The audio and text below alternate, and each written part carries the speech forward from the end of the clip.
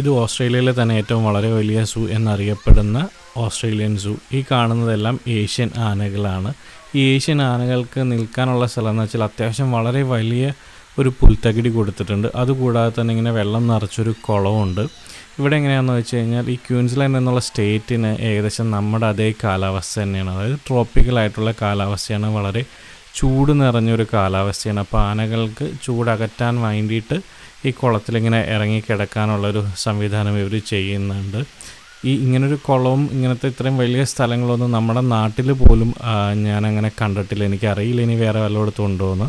അപ്പോൾ ഇവിടെ എങ്ങനെയാണെന്ന് വെച്ചാൽ ആനകൾ എപ്പോഴും വന്നങ്ങനെ കിടക്കുന്നില്ല. പാപ്പാന്മാരുടെ നിർദ്ദേശപ്രകാരം, നമ്മുടെ നാട്ടിലുള്ള മാതിരി തന്നെ പാപ്പാന്മാരുടെ നിർദ്ദേശപ്രകാരം മാത്രമാണ് ഇതിങ്ങനെ വെള്ളത്തിലേക്ക് ഇറങ്ങുന്നതും വെള്ളത്തിലിറങ്ങി കിടക്കുന്നതുമായിട്ട് ഞാൻ കണ്ടത്. അതുകൂടാതെ എന്ന് വെച്ചാൽ ഇതിൻ്റെ മൂവ്മെൻറ്റ് കൂട്ടാൻ വേണ്ടിയിട്ട് പാപ്പാന്മാർ വെള്ളത്തിലേക്ക് ഈ പറഞ്ഞ മാതിരി ആപ്പിൾ എറിഞ്ഞു കൊടുക്കുന്നുണ്ട്. ആ എറിഞ്ഞു കൊടുക്കുന്ന ആളാണ് ഈ ആനകളുടെ പാപ്പാനായിട്ടുള്ള ആൾ.